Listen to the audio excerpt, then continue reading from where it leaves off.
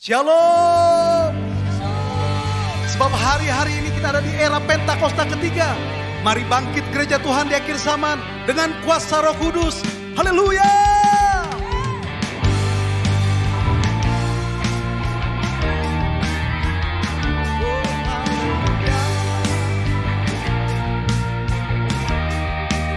Katakan bangkit. Bangkit gereja Tuhan sekarang. Maju dalam kuasa Roh Kudus. Kemenangan telah diberikan, kuasa dosa dipatahkan, umatnya dipulihkan, bersoraklah. Mari katakan sekali lagi, bangkit. Bangkit gereja Tuhan sekarang. Maju dalam kuasa Roh Kudus. Kemenangan telah diberikan, kuasa dosa dipatahkan, umatnya dipulihkan, bersoraklah. Pengurapannya telah dicurahkan, kuasa mujizatnya pun dinyatakan. Mari kibarkan pancinya bagi kemuliaannya. Maju berperang, umat pemenang, rebut bangsa-bangsa bagimu Tuhan. Mari gereja Tuhan, sekali lagi katakan bangkit. Bangkit gereja Tuhan sekarang. Maju dalam kuasa Roh Kudus.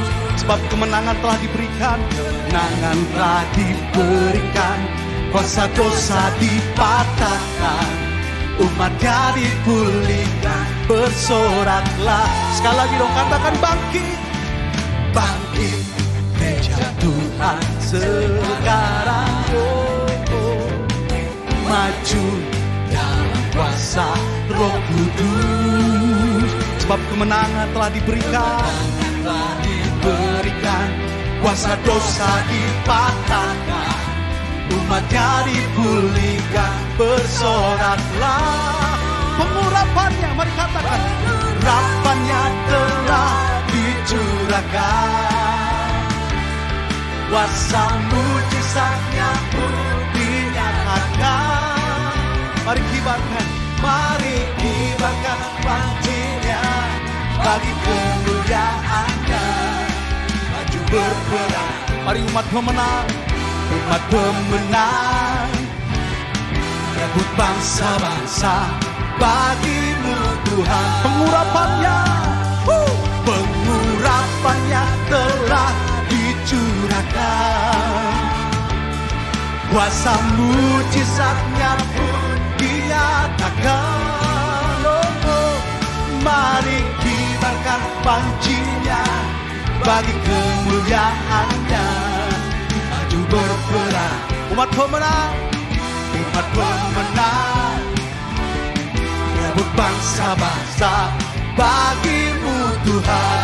Mari rebut bangsa-bangsa, sebab pengurapan Allah telah turun. Pengurapannya telah dicurahkan, kuasa mujizatnya pun dinyatakan. Mari kibarkan pancinya bagi kemuliaannya. Maju berperang, umat pemenang, rebut bangsa-bangsa bagimu Tuhan. Maju berperang, maju berperang. Mari semuanya yang di rumah-rumah, mari katakan, rebut bangsa-bangsa bagimu Tuhan. Sekali lagi katakan, maju bergerak, umat pemenang, rebut bangsa-bangsa bagimu Tuhan. Haleluya, sorakan haleluya.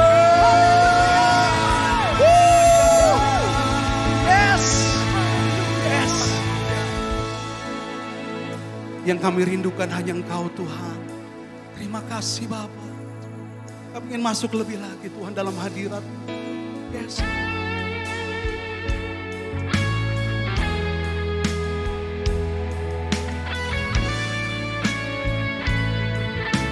Haleluya.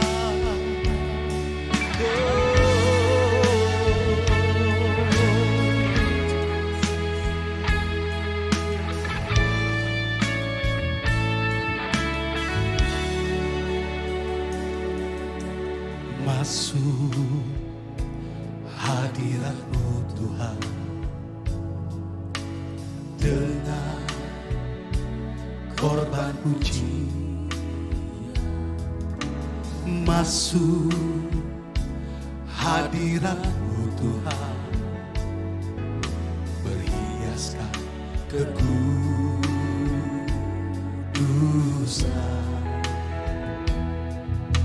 Di hadapan hadirat-Mu Tuhan, ku rasakan kedamaian. Di hadapan hadirat-Mu Tuhan, ku dapat keagungan.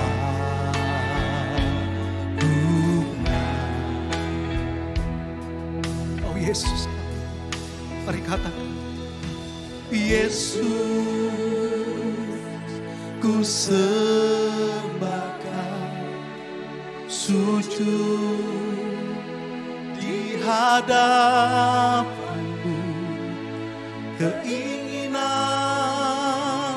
dalam hidupku hanya untuk menyembah-Mu.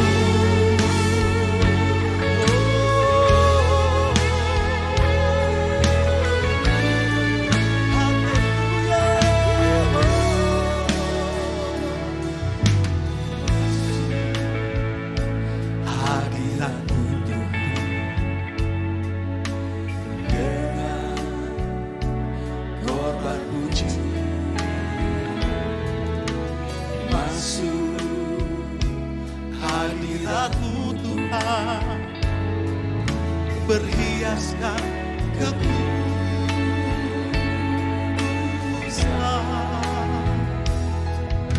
Di hadapan hadirat-Mu Tuhan, ku rasakan kedamaian. Di hadapan hadirat-Mu Tuhan, ku nampak keagungan.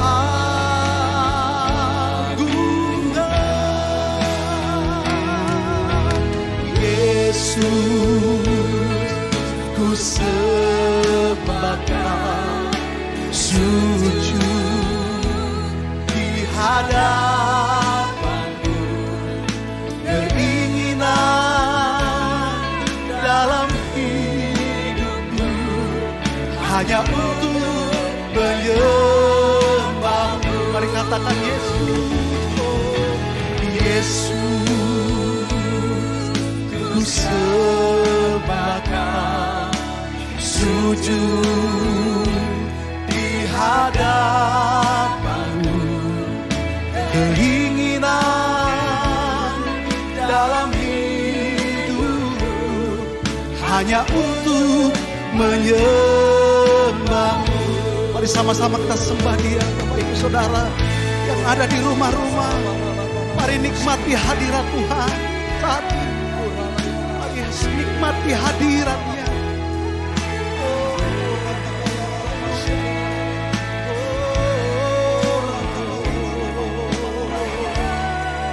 Bawa hatimu, Bapak Ibu Saudara, biar Tuhan sentuh hatimu. Yesus Tuhan.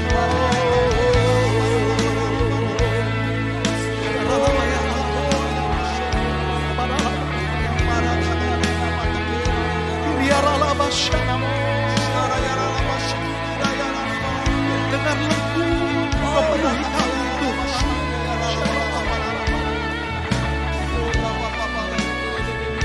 Mari sama-sama katakan, Yesus ku sembah Engkau. Yesus, ku sembah Kau, sujud di hadapan-Mu. Keinginan dalam hidupku hanya untuk menyembah-Mu. Sambil angkat tangan kita, lebih lagi sembah Tuhan. Haleluya. Yesus, ku sembah Kau, sujud di hadapan-Mu. Keinginan dalam hidupku hanya untuk menyembah-Mu. Yesus, ku sembah Kau, Yesus, ku sembah Kau, sujud di hadapan-Mu. Keinginan dalam hidupku hanya untuk menyembah-Mu. Sebab ini keinginan kami Tuhan, keinginan dalam hidupku hanya untuk menyembah-Mu. Sekali lagi katakan, keinginan dalam hidupku hanya untuk menyembah-Mu.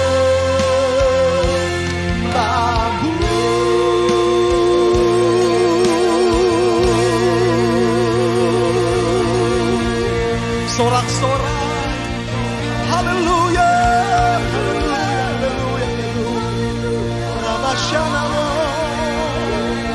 ya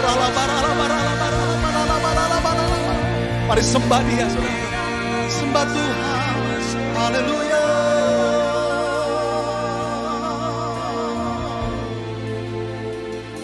Kami tinggikan nama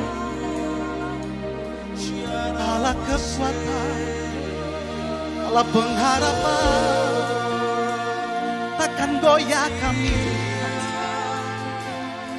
takkan goyah, sebab kami ada di hadirat-Mu Tuhan. Oh haleluya. Mari bermazmur yang di rumah-rumah, sembah Dia. Oh haleluya. Oh, sebab nama-Mu dan berkuasa, oh layak dipuji di semua. Kami memuja-Mu Tuhan, kami memuji-Mu, oh Yesus, Yesus, ajaib dan berkuasa. Haleluya, haleluya.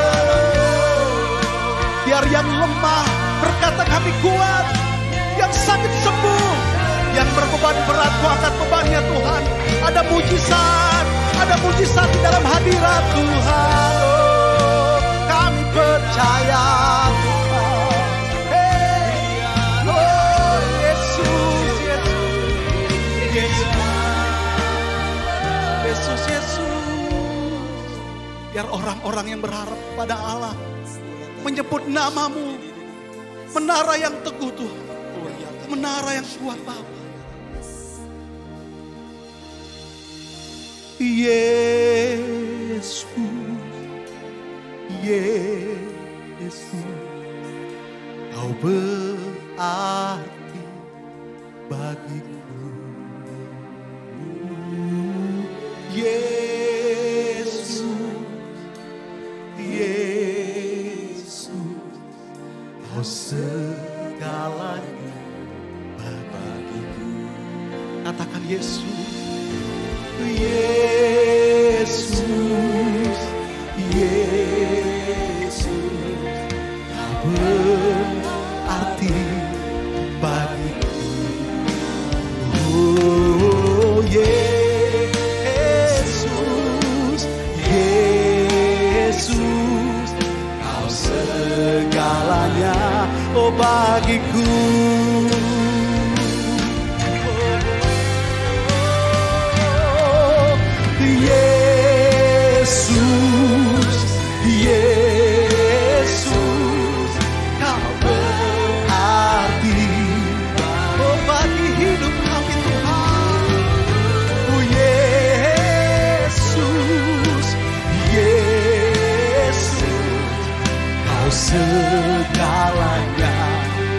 Kau segalanya bagiku Tuhan, Kau segalanya bagiku. Kau segalanya, Kau segalanya bagiku. Haleluya. Sorak-sorai bagi Allah kita. Sorangan haleluya. Haleluya. Haleluya.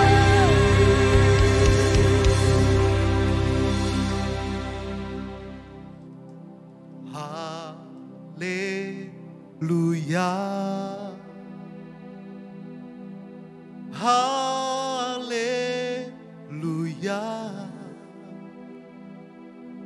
Bagi anak domba yang duduk di tahta. Haleluya.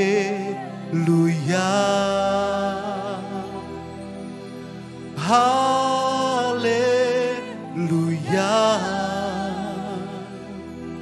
Bagi anak domba berkuasa selamanya. Haleluya. Sama-sama katakan yang di rumah-rumah. Oh Tuhan, bagi anak domba yang duduk di tahta. Haleluya. Haleluya. Bagi anak domba berkuasa selamanya. Sama-sama sembah. Kami mau katakan haleluya. Kami mau katakan hosana bagi raja segala raja. Oh haleluya.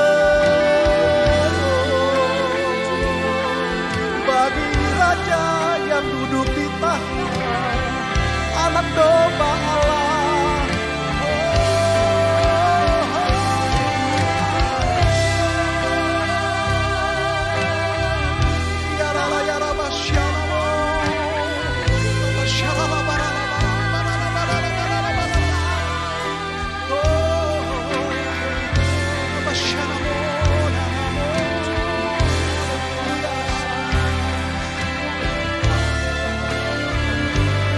Selama-lamanya bagi Allah, bagi Tuhan yang besar, berikan sorak-sorai dan katakan haleluya.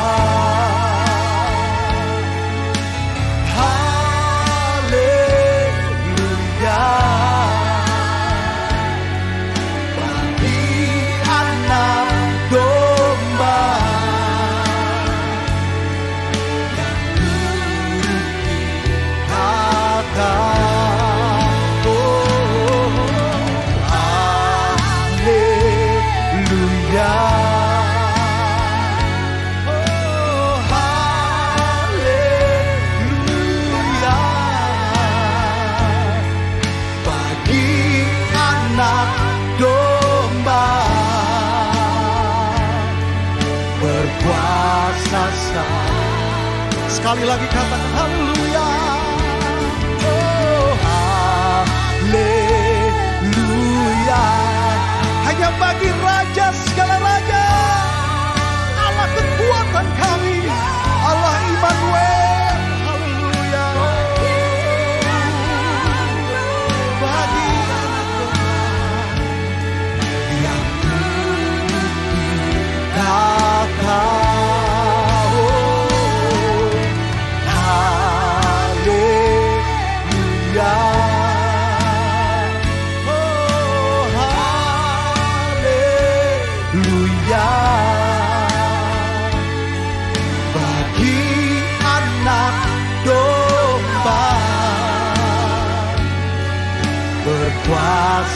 selamat.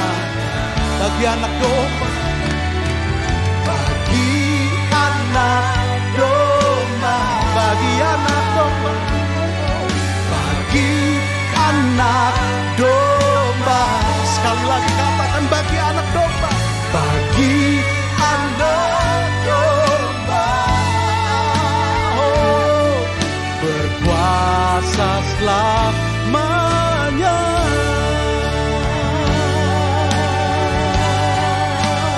Haleluya, haleluya. Sorak-sorai bagi anak domba. Haleluya, haleluya.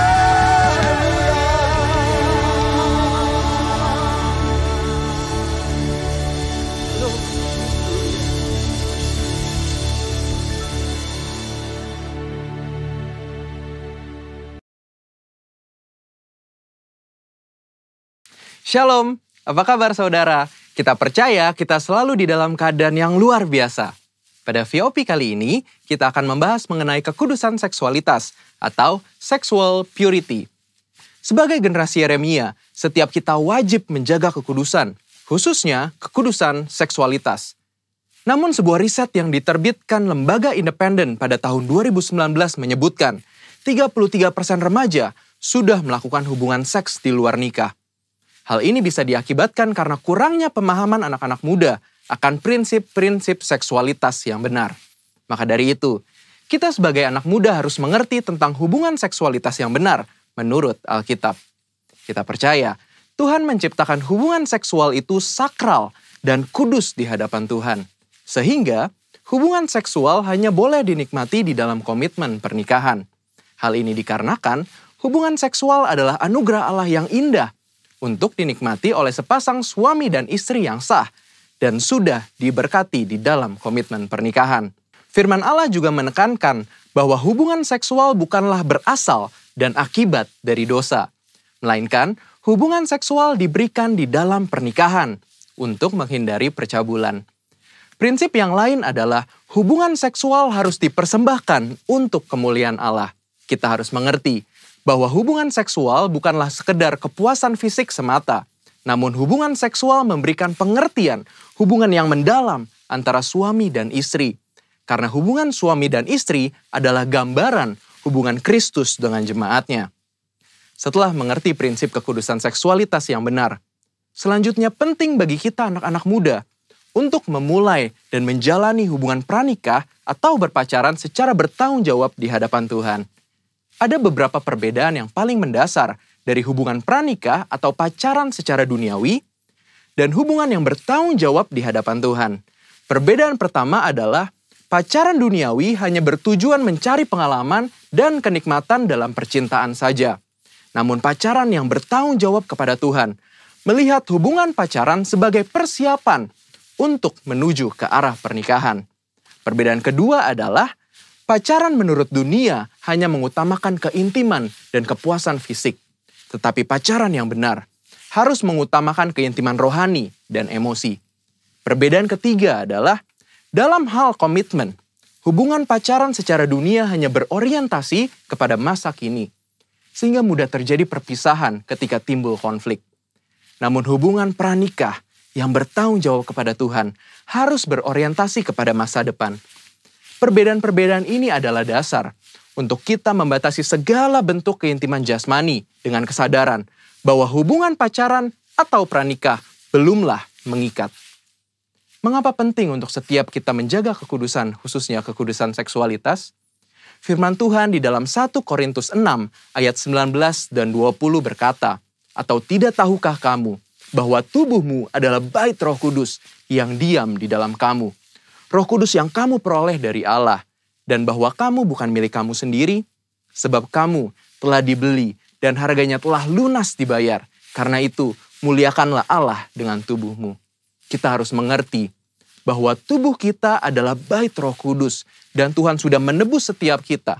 Sehingga sudah seharusnya kita memuliakan Allah dengan tubuh kita. Dan salah satu caranya adalah menjaga kekudusan, khususnya kekudusan seksualitas. Menjaga kekudusan juga adalah bentuk ketaatan kita kepada Allah. Selain itu juga, saat kita hidup kudus, Tuhan secara khusus bisa pakai kita untuk maksudnya yang mulia. Sebagaimana ditulis di dalam 2 Timotius 2 ayat 21 dan 22. Jika seorang menyucikan dirinya dari hal-hal yang jahat, ia akan menjadi perabot rumah untuk maksud yang mulia. Ia dikuduskan, dipandang layak untuk dipakai tuannya, dan disediakan untuk setiap pekerjaan yang mulia. Sebab itu, jauhilah nafsu orang muda, kejarlah keadilan, kesetiaan, kasih, dan damai bersama-sama dengan mereka yang berseru kepada Tuhan dengan hati yang murni. Sebagai generasi Yeremia, kita percaya Tuhan akan pakai kita dan percayakan kita hal-hal yang besar. Namun sebelum itu, penting untuk setiap kita menjaga hidup kita kudus di hadapan Allah dengan cara menjaga hubungan pranikah atau pacaran yang kudus dan bertanggung jawab di hadapan Allah. Namun, jika kita telah jatuh di dalam dosa seksualitas, Tuhan kita adalah Tuhan pengampun dan adil. Saat kita mau datang kepada Tuhan, mengakui setiap dosa-dosa kita dan bertobat, maka pengampunan Tuhan akan mengalir dan hidup kita akan dipulihkan.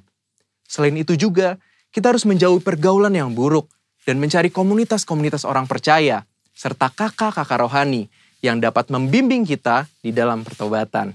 Karena itu, yuk setiap anak-anak muda, bagi kamu yang sedang berpacaran atau masih single, mari kita persembahkan seluruh tubuh kita untuk kemuliaan Tuhan, agar Dia bisa pakai setiap kita lebih maksimal dalam era Pentakosta ketiga ini. Saudara, untuk penjelasan lebih lengkapnya dari tim teologi kami, jangan lupa buka link yang di atas atau scan barcode yang tersedia. Selamat hari Minggu, Tuhan Yesus memberkati.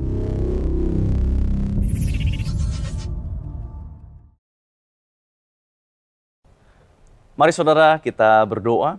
Bapa, kami bersyukur, kami minta pengurapan-Mu Tuhan untuk setiap kami yang memampukan kami menangkap, mengerti apa yang menjadi isi hati-Mu untuk setiap kami. Urapi hamba-Mu, urapi firman-Mu. Biar firman yang benar, firman yang hidup. Firman yang mendatangkan damai, sejahtera, dan sukacita. Firman itu yang masuk di dalam kehidupan setiap kami berakar, bertumbuh, dan berbuah. Dan buahnya memberkati banyak orang. Dan kami percaya waktu firman-Mu dilepaskan, ada kuasa, otoritas Tuhan dicurahkan, sehingga yang sakit kami disembuhkan, yang lemah kami mendapat kekuatan, yang putus asa kami punya pengharapan, yang susah Tuhan yang hiburkan setiap kami.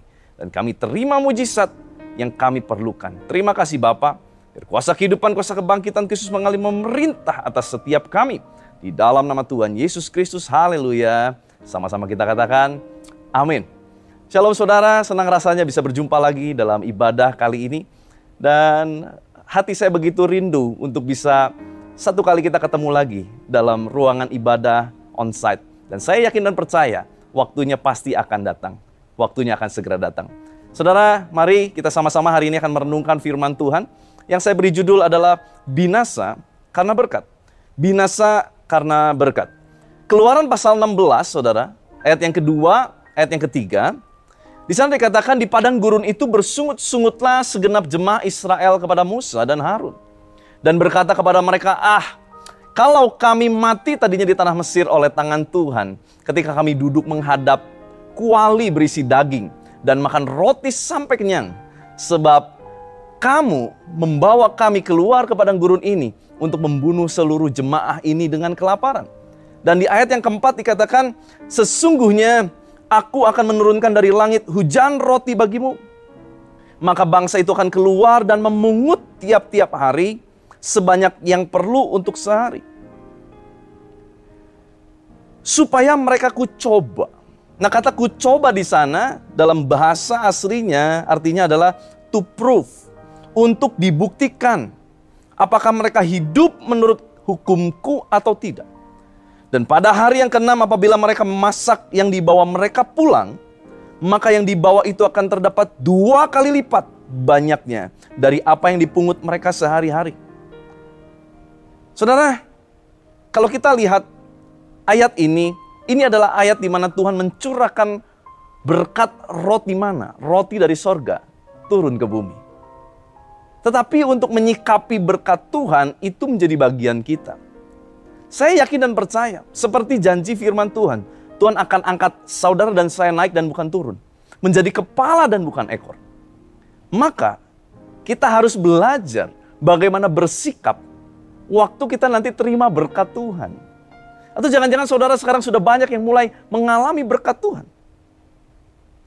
Mari kita betul-betul melihat bagaimana kita harus menyikapi berkat Tuhan ini, supaya berkat Tuhan tidak membawa kebinasaan kepada setiap kita. Saudara, kita akan pelajari bagaimana proses turunnya mana. Bilangan pasal 11 ayat 9, dan apabila embun turun di tempat perkemahan pada waktu malam, maka turunlah juga mana di situ.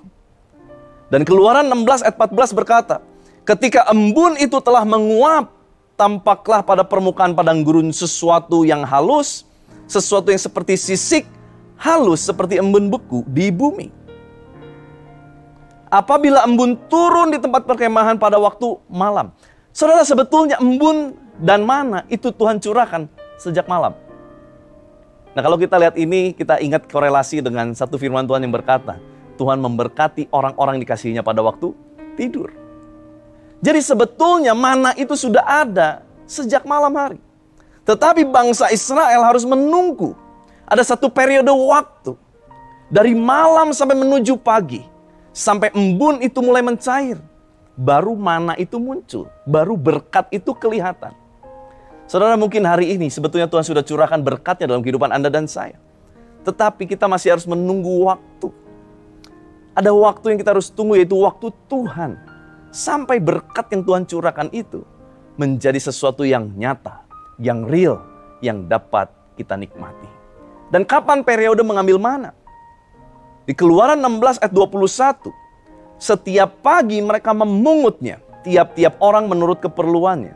Tetapi ketika matahari panas, cairlah itu. Periodenya adalah jelas pagi hari, sebelum matahari menjadi panas.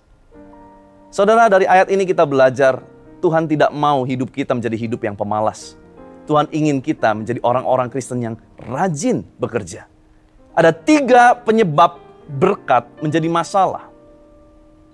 Ada 3 penyebab berkat menjadi masalah. Yang pertama, kita harus hati-hati saudara. Berkat Tuhan bisa menjadi sesuatu yang baik, dan seharusnya memang menjadi yang baik. Mendatangkan damai sejahtera, mendatangkan sukacita dan kebaikan. Itu berkat Tuhan. Tetapi kalau berkat Tuhan mulai tidak menjadi baik, kita harus cek. Jangan-jangan ada yang salah dengan respon kita terhadap berkat Tuhan. Yang pertama, penyebab kenapa berkat bisa menjadi masalah adalah tidak mendengarkan instruksi. Tidak mendengarkan instruksi. Keluaran 16 ayat 19-20, Musa berkata kepada mereka bangsa Israel, seorang pun tidak boleh meninggalkan daripadanya, yaitu mana, sampai pagi. Tetapi ada yang tidak mendengarkan Musa dan meninggalkan daripadanya sampai pagi, lalu berulat dan berbau busuk. Maka Musa menjadi marah kepada mereka. Saudara, jelas Tuhan sudah memberikan berkat yang baik. Tetapi waktu mereka tidak mendengarkan instruksi itu, mereka meninggalkan berkat itu sampai pagi. Apa yang terjadi dengan berkat itu? Berkat yang harusnya menjadi baik, bermanfaat, sekarang menjadi busuk, berulat. Yang artinya berkat itu tidak lagi membawa kebaikan. Saudara, kalau berkat Tuhan sudah mulai menjadi busuk dan tidak membawa kebaikan, hati-hati.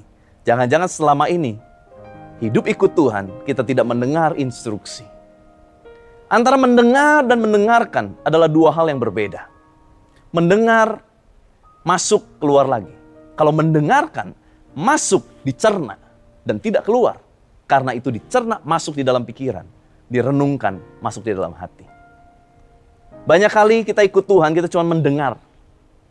Dan kita cuma pengen mendengar apa yang baik. Tapi hari ini, kalau kita mendengar ini, biarlah kita bukan cuma mendengar, tapi mendengarkan. Yaitu kita ada pay attention. Ada satu perhatian fokus untuk kita bisa mendengar sungguh-sungguh. Sampai kita tahu setiap instruksi-instruksinya. Beberapa saat ini, anak saya yang berusia hampir 6 tahun, lagi senang-senangnya belajar bermain Lego. Pencipta Lego itu sudah menentukan bahwa ada umur-umur tertentu untuk jenis Lego-Lego tertentu. Karena dia tahu itu adalah proses bagaimana anak-anak dilatih untuk mengembangkan otaknya melalui permainan Lego. Tetapi dasar anak-anak saudara ya, yang dia langsung cari adalah yang gampang. Dia pengennya langsung carinya yang orang-orangan, yang pasangnya gampang. Padahal jelas, ada instruksinya dalam setiap mainan Lego yang dibeli. Dan instruksinya itu sudah begitu jelas. Di mana poin ke-1 kita harus lakukan apa, poin kedua, poin ketiga. Kenapa? Karena tujuannya supaya itu sesuai dengan mahakarya dari Sang Pencipta mainan Lego. Tuhan sudah memberikan mahakaryanya dalam kehidupan kita. Tetapi kalau kita tidak mendengar instruksinya, seringkali kita keluar dari jalur Tuhan. Kita keluar dari tracknya Tuhan. Di mana kita bisa mendapatkan semua instruksi itu? Firman Tuhan. Tuntunan Tuhan melalui hamba Tuhan. Visi yang Tuhan berikan kepada setiap bapak-bapak rohani di mana kita beribadah. Itu adalah tuntunan, instruksi-instruksi yang seharusnya kita perhatikan. Mari saudara, kita kembali perhatikan instruksi-instruksi. Dan kita cuma tidak mendengar, tetapi mendengarkan dengan serius. Yang kedua, penyebab berkat bisa menjadi masalah adalah workaholic. Workaholic, gila kerja. Gila kerja berbeda dengan giat bekerja. Candu kerja adalah gila kerja adalah candu kerja. Ini tidak boleh terjadi. Di ayatnya dikatakan, tetapi ketika pada hari ke-7 ada dari bangsa itu yang keluar memungutnya, tidaklah mereka mendapatnya. Hari ke-7 adalah Sabat. Sesuatu yang harusnya dikhususkan untuk Tuhan. Fokusnya sama Tuhan harusnya di hari ke-7. Tetapi orang-orang tersebut malah keluar untuk cari berkat. Padahal di ayat sebelumnya jelas, bagi setiap orang yang memasak di hari ke-6, apapun yang dibawa akan keluar menjadi 2 kali lipat. Karena itulah persiapan untuk Sabat. Saudara, buat saudara dan saya, kita harus ngerti, kita harus tahu apa Sabat. Sabat yang Tuhan berikan dalam kehidupan kita. Sabat pada zaman dulu, konteksnya adalah hari. Sesuatu yang dikhususkan, yaitu hari. Tetapi Sabat pada zaman modern sekarang bukan hari saja yang kita maksudkan. Karena semua hari adalah baik di mata Tuhan. Tetapi harus ada sesuatu yang dikhususkan untuk Tuhan. Dan kita kerjakan itu sungguh-sungguh. Mungkin engkau struggle dengan pekerjaanmu. Mungkin itulah Sabat yang kita harus persiapkan sungguh-sungguh untuk Tuhan. Mungkin waktu. Saat orang lain masih tertidur, kita jam 4 subuh kita sudah bangun mencari Tuhan. Mungkin kita berkata, apa gunanya? Buat apa sih aku lakukan ini? Saudara, itu adalah Sabatmu. Di mana Sabat itu adalah sesuatu yang kita khususkan untuk Tuhan. Saudara, kalau saudara punya target-target duniawi, saudara pun harus punya namanya target-target rohani. Kalau saudara punya target untuk perusahaan saudara, bisnis saudara, pekerjaan saudara, kehidupan rumah tangga saudara, kuliah saudara, saudara pun harus punya yang namanya target-target rohani. Apa yang kita harus lakukan untuk rohani kita semakin baik, semakin baik, semakin baik. Sabat kita harus tahu. Sebab waktu kita mempersiapkan Sabat untuk Tuhan, perhatikan, Tuhan akan curahkan double portion blessing, berkat 2 kali lipat ke dalam kehidupan Anda dan saya. Kuncinya, persiapkan Sabat. Sesuatu yang kita khususkan untuk Tuhan. Pecandu kerja, ada satu penelitian tentang orang yang mulai disebut kategori pecandu kerja, saudara. Sebuah studi 2013 oleh Kansas State University menemukan bahwa orang yang bekerja lebih dari 50 jam per minggu cenderung menderita konsekuensi kesehatan fisik dan mental. Hari-hari ini banyak orang masuk depresi. Masuk wilayah menjadi manusia depresi. Kenapa? Karena mungkin salah satunya adalah kita mulai berubah dari giat bekerja menjadi candu kerja atau gila kerja. Ketidakmampuan untuk melepaskan diri dari pekerjaan pada awalnya mungkin tampak menghasilkan peningkatan produktivitas. Awalnya. Namun, seiring waktu, produktivitas menurun, hubungan terputus. Stres mengambil efek kumulatif dan akhirnya kecanduan bekerja dapat meningkatkan resiko kesehatan dan bahkan berkontribusi pada kematian dini. Semakin banyak orang bekerja, semakin banyak uang yang mereka hasilkan. Tetapi semakin lama jam mengurangi jumlah waktu luang yang tersedia untuk menikmati, menghabiskan sebagian uang. Saudara, ini hasil penelitian sekuler. Tapi saya yakin dan percaya, ini menjadi satu cerminan buat kita semua. Bahwa kita nggak boleh menjadi orang yang gila kerja. Tapi kita harus menjadi orang yang giat bekerja untuk rencana Tuhan digenapi. Baik dalam marketplace, dalam kehidupan rumah tangga, kehidupan rohani. Semuanya menjadi baik. Saudara, mari tata ulang kembali. Kita punya jam kerja. Mari kita koreksi kembali. Kalau ternyata jam kerja kita mulai mengganggu hubungan kita dengan Tuhan, hubungan kita dengan keluarga. Mari kita koreksi. Yang ketiga, apa yang membuat berkat menjadi masalah, saudara? Yang ketiga adalah serakah. Bilangan 11 ayat 4, ayat 32, 34. Orang-orang bajingan yang ada di antara mereka kemasukan nafsu rakus, dan orang Israel pun menangislah pula serta berkata, siapakah yang akan memberi kita makan daging? Lalu sepanjang hari dan sepanjang malam itu dan sepanjang hari esoknya bangkitlah bangsa itu mengumpulkan burung-burung puyuh itu. Setiap orang sedikit-dikitnya mengumpulkan 10 homer, atau dalam terjemahan lain 60 keranjang, ada terjemahan lain 2000 liter. Kemudian mereka menyebarkannya lebar-lebar sekeliling tempat perkemahan, selagi daging itu ada di mulut mereka. Sebelum dikunyah, maka bangkitlah murka Tuhan terhadap bangsa itu, dan Tuhan memukul bangsa itu dengan satu tulah yang besar. Sebab itu dinamailah tempat itu Kibrot Ta'awa, karena di sanalah dikuburkan orang-orang yang bernafsu rakus. Saudara perhatikan, waktu bangsa Israel keluar dari tanah Mesir, mereka tidak keluar hanya dengan tangan hampa. Mereka bukan cuma diberkati dengan berkat materi, tapi mereka juga membawa keluar setiap ternak-ternak mereka. Jadi sebetulnya, daging itu ada suplai yang cukup untuk memenuhi kebutuhan sehari-hari mereka. Tetapi kalau roti tentu tidak mudah. Karena mereka tidak bisa bercocok tanam pada saat itu. Mereka masih berpindah-pindah tempat. Maka Tuhan kirimkan mana. Nah, dari periode Tuhan kirimkan mana dan Tuhan kirimkan burung puyuh, itu ada jeda waktu yang cukup panjang. Dan kalau kita bicara mengenai roti, kita bicara mengenai daging, kenapa di sini tiba-tiba Tuhan membahas mengenai ada orang-orang yang kemasukan serakah, nafsu rakus. Jadi pada saat itu ada sebagian orang yang merasa daging yang mereka terima itu kurang. Lalu mereka mulai berteriak, minta daging. Sampai akhirnya Tuhan berkata kepada Musa, Tuhan kirimkan daging, yaitu berupa burung puyuh. Ini terjadinya begini, saudara. Sejarah mencatat, di daerah Timur Tengah, khususnya daerah wilayah dekat Mesir, itu ada selalu fenomena, setahun sekali ada migrasi besar-besaran burung puyuh. Burung puyuh kurang lebih panjang badannya sekitar 18-20 cm. Dengan badan yang kekar atau berotot yang penuh dengan daging. Dan pada saat mereka migrasi besar-besaran, burung puyuh itu akan terbang rendah, sekitar kurang lebih 2 meter. Maka dari itu burung puyuh itu terbang bersama-sama dan bangsa Israel dengan mudah menangkap burung-burung itu. Saudara, waktu burung-burung itu sudah mereka tangkap, Alkitab mencatat mereka mulai mengolahnya. Waktu mereka mulai mengolahnya itu, belum juga mereka habis menggigit menelan makanan yang ada di mulut.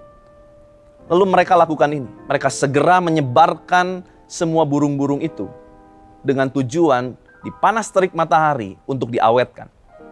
Karena sejarah mencatat pada zaman itu, ada satu kebudayaan di Mesir di mana mereka mengawetkan makanan yaitu dengan cara dipanaskan. Bahkan ada satu terjemahan berkata, orang yang paling lambat mengumpulkan di antara orang-orang yang rakus itu. Yang paling lambat mengumpulkan, mereka berhasil mengumpulkan 60 keranjang penuh berisi burung-burung puyuh. Padahal besoknya Tuhan kirim lagi itu burung puyuh. Saudara bisa bayangkan berapa serakahnya orang-orang itu pada saat itu. Sampai akhirnya Tuhan murka karena keserakahan mereka. Padahal besok Tuhan kirim lagi. Saudara, serakah adalah hal yang mungkin kadang kita nggak sadari. Saya punya pengalaman dengan ini, saudara. Satu kali saya mendapat informasi saya kena tipu, saudara. Semua tabungan pernikahan saya yang saya tabungkan, semuanya habis.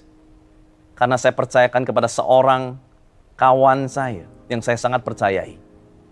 Dia adalah tadinya juga sama-sama melayani, dulunya juga kenal baik gitu ya.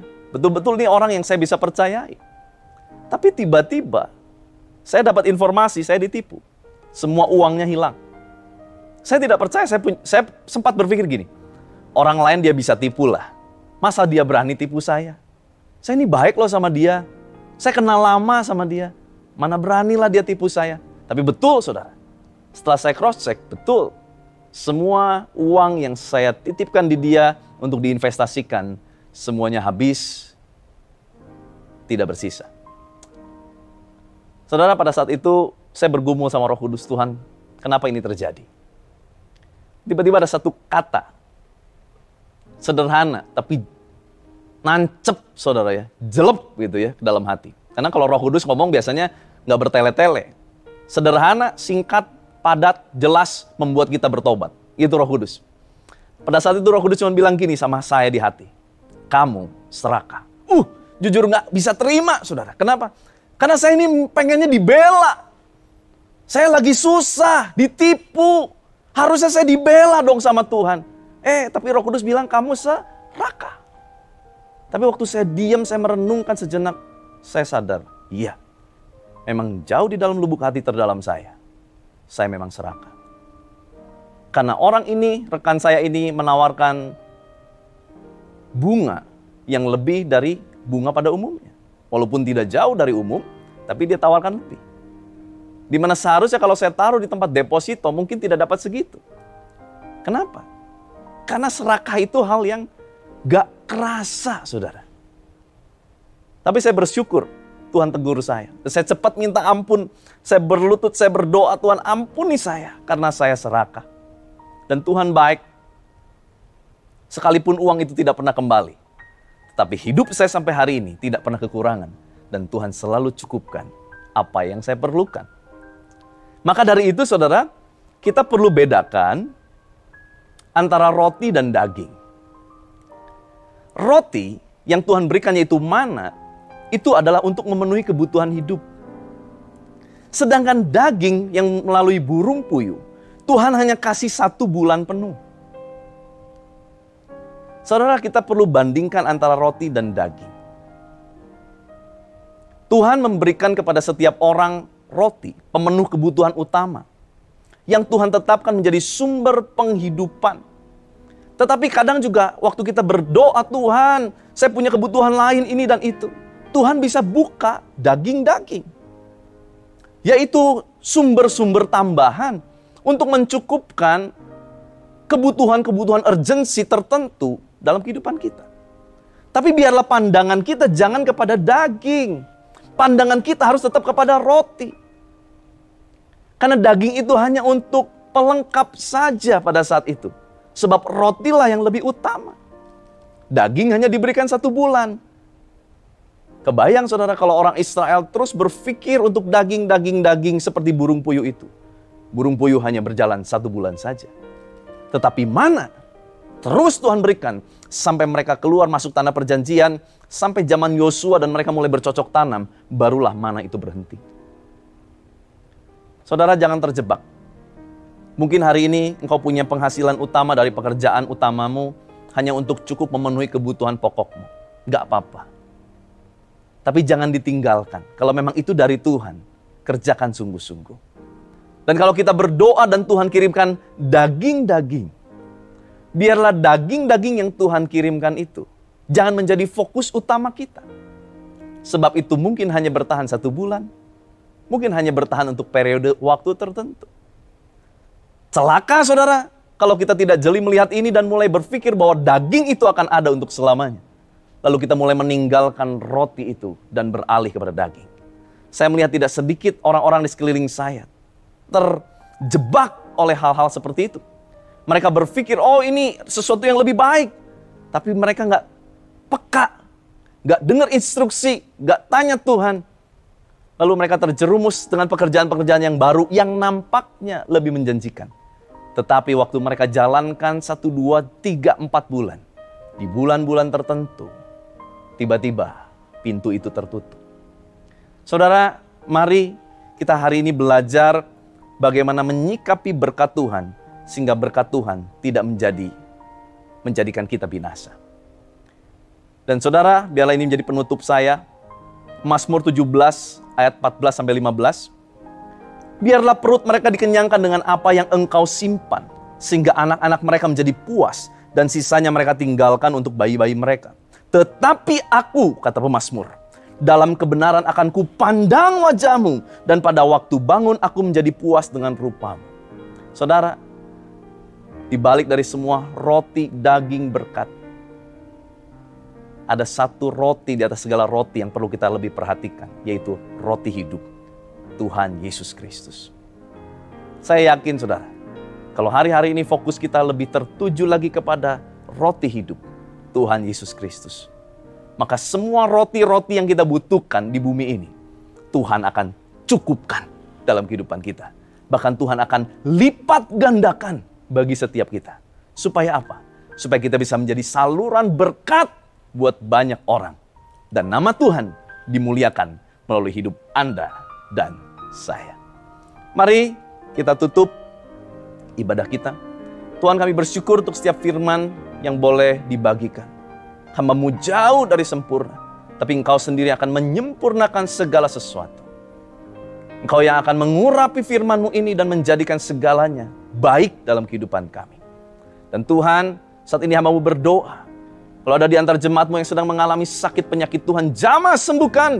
Bilur darah Yesus menyembuhkan. Kalau ada yang mengalami lemah tubuhnya, Tuhan berikan kekuatan. Bagi mereka yang sedang mengalami pintu tertutup, Tuhan berikan hikmat sorga-Mu untuk membuka pintu-pintu yang baru dalam kehidupan setiap anak-anak-Mu. Bagi mereka yang sedang bergumul dalam pekerjaan, dalam studi, dalam apapun Tuhan, Engkau buka jalan-jalan yang baru sesuai dengan kehendak-Mu. Juga Tuhan, untuk setiap hubungan yang mulai hancur, keluarga, orang tua, anak, mertua, menantu, suami dan istri, Tuhan pulihkan, jamah di dalam nama Tuhan Yesus Kristus. Pemulihan keluarga terjadi. Terima kasih Bapa. Kami bersyukur untuk firman-Mu ini, meteraikan oleh darah-Mu yang kudus. Dalam nama Tuhan Yesus Kristus. Haleluya. Amin.